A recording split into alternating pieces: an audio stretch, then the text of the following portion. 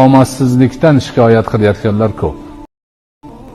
Ishim yurishmay qoldi, qarzga kirib qoldim, bir necha ishni almashtirsam ham hech bola chaqamni boqishga imkon topolmayapman.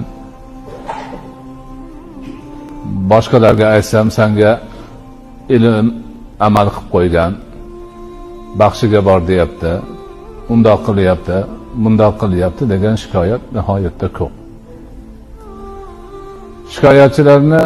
Shikoyatini eshitgandan keyin o'zlariga savol berib, o'zini tutishini so'rab surishtirsangiz, ayni shu ma'rifatsizlik, jaholat, kasb nima ekanligini bilmaslik, turmushni o'tkazish bo'yicha shariat ta'limotlaridan bexabarlik va shunga o'xshagan nuqsonlar kelib chiqadi.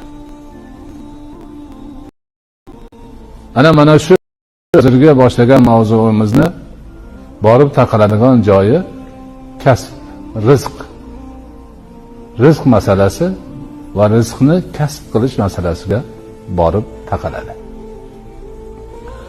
Ana o'sha mavzu bo'yicha dinimizni ta'limotlarini bilganlar, ixlos bilan Allohni o'zidan so'rab harakat qilganlarga, ko'plariga Alloh taolo o'sha rizq ro'zini keng qilib qo'ygan, turmushini barakotli qilib qo'ygan.